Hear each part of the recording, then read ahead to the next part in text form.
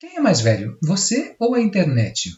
Esse é o assunto do vídeo de hoje, que fala dos primeiros passos da internet e da popularização que ela teve a partir dos trabalhos do Sr. Tim Berners-Lee.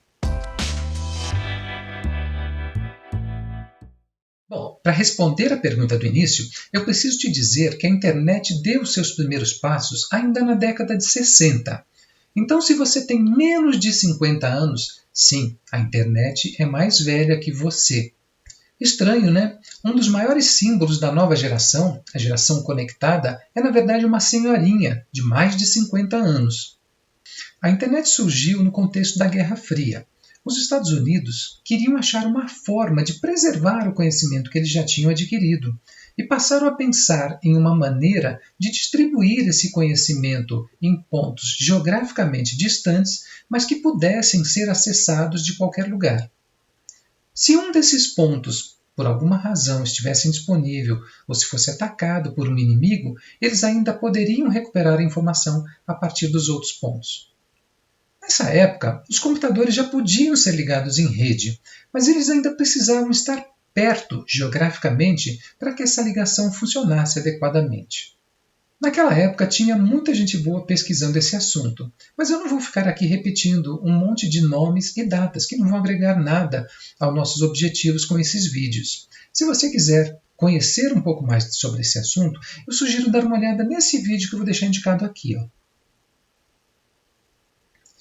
O importante mesmo é saber que no começo tudo era muito difícil e a internet era restrita a algumas poucas universidades e centros de pesquisa ao redor do mundo. Até os anos 80, a principal aplicação ainda era o e-mail ou correio eletrônico, que nós usamos até hoje. Para outras coisas era um pouco mais complicado. Quando uma pessoa queria acessar, por exemplo, o trabalho de um pesquisador de uma universidade, ele deveria conectar-se à rede dessa universidade usando os números associados a ela, os números IPs. Não haviam servidores DNS para fazer a conversão de nomes em números. Isso dificultava bastante. Depois, ele tinha que enviar um e-mail ou acessar os documentos individualmente, com o protocolo FTP, por exemplo, que já existia, e fazer uma cópia desses documentos para sua máquina local. Se ao ler esses documentos ele quisesse alguma informação relacionada, ele tinha que repetir todo esse processo. Ou seja, não era nada prático. Tudo começou a mudar de forma bem rápida a partir dos trabalhos de Tim Berners-Lee, que introduziu na internet o uso de hipertextos e do servidor DNS, que nós falamos no vídeo anterior. Ele projetou e construiu em 1989 um sistema que usava as redes de pacote para trocar informações no formato de hipertexto. Foi esse sistema que deu origem à web como nós conhecemos hoje. Mas o que o protocolo HTTP tem de tão especial para conseguir isso? Bom, em primeiro lugar, vamos entender o que é o protocolo HTTP fazendo uma analogia com algo que você já conhece bem. É bem provável que tenha aí perto da sua casa um mercadinho que vende produtos de consumo e alimentos em geral, certo? Mesmo nas cidades que não são muito grandes, nós temos também os supermercados, que vendem tudo que vende no mercadinho e mais algumas coisas.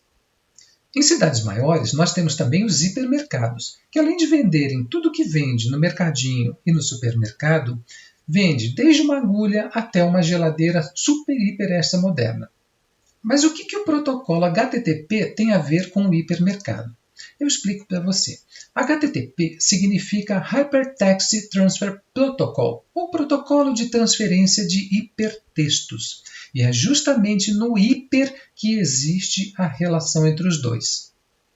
Assim como no hipermercado tem tudo que existe lá no mercadinho e no supermercado, em um arquivo do tipo hipertexto, a gente vai encontrar tudo aquilo que a gente encontra em um arquivo de texto e mais um monte de coisas. Esse monte de coisa permite modificar o comportamento do texto ou incluir outro tipo de conteúdo, tais como foto, vídeo, áudio, etc. Veja esse exemplo aqui na tela. Aqui no texto tem algumas informações dentro de um par de sinais maior e menor, no caso a letra B. O par de sinais mais o conteúdo que está dentro dele é chamado de tag. Quando o browser encontra uma tag, ele sabe que aquilo não é um texto comum, mas um elemento que vai modificar o comportamento do que vem a seguir. A tag B, por exemplo, indica que o texto que vem a seguir deve ser mostrado em negrito, até que uma tag com o conteúdo /B seja encontrada. Essa tag modifica o comportamento da função do browser que vai ser usada para exibir o conteúdo na tela, e ele sabe que aquele trecho deve então ser exibido em negrito. Cada tag define um comportamento específico, como uma formatação diferente, a exibição de uma imagem ou de uma tabela, por exemplo. Uma das principais tags que foi introduzida logo nas primeiras versões do HTML é a tag A, de âncora, ou anchor em inglês. Ela estabelece um link, ou melhor, um hiperlink, entre conteúdos que estão no arquivo ou mesmo entre arquivos diferentes. Veja esse exemplo aqui. Ao clicar no link, o browser busca no servidor HTTP o conteúdo que está sendo referenciado e exibe ele na tela. Isso é tão banal que a gente nem percebe que esse mecanismo simples, mas genial, foi um dos grandes responsáveis pela popularização da internet, tornando fácil encontrar e acessar os conteúdos que você deseja onde quer que eles estejam. O Google, por exemplo, usa um mecanismo de pesquisa muito eficiente para te apresentar uma página branca com um monte de hiperlinks relacionados ao que você pesquisou. E ganha um dinheirão com isso, né? Você vê que nesse contexto o nosso amigo browser ganha uma relevância enorme para os computadores. Já teve até briga entre a gigante Microsoft e algumas produtoras de browsers, tão grande a importância que ele passou a ter nesse novo contexto. E apesar do poderio econômico, a Microsoft perdeu essa briga. O browser tem a incumbência de apresentar os conteúdos em hipertextos que estão espalhados na web na tela do seu computador ou celular. É uma baita responsabilidade. E com grandes responsabilidades vem grandes poderes. Ou seria o contrário? Bom, nesse caso acho que é assim mesmo. O fato é que os browsers se tornaram a principal aplicação na maioria dos computadores. O negócio tomou uma proporção tão grande que foi iniciado um consórcio de empresas para definir diretrizes e padrões para a internet e assegurar que os protocolos que eram utilizados fossem compreendidos por todos os browsers, facilitando a vida dos usuários e dos desenvolvedores. Esse consórcio tem o nome de WWWC, ou W3C, simplesmente das iniciais de World Wide Web Consortium. O Tim Berners-Lee, lembra dele do início do vídeo? Fundou o W3C e ele é atualmente um dos principais diretores do consórcio.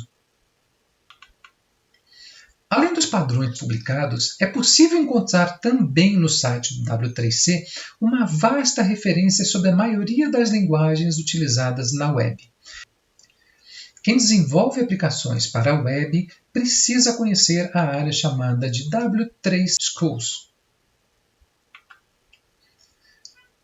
Eu espero que, conhecendo um pouco dessa história, você tenha uma compreensão melhor desse maravilhoso universo que é a internet. No próximo vídeo, nós vamos começar a apresentar os elementos básicos que compõem uma página web. Um grande abraço e até lá!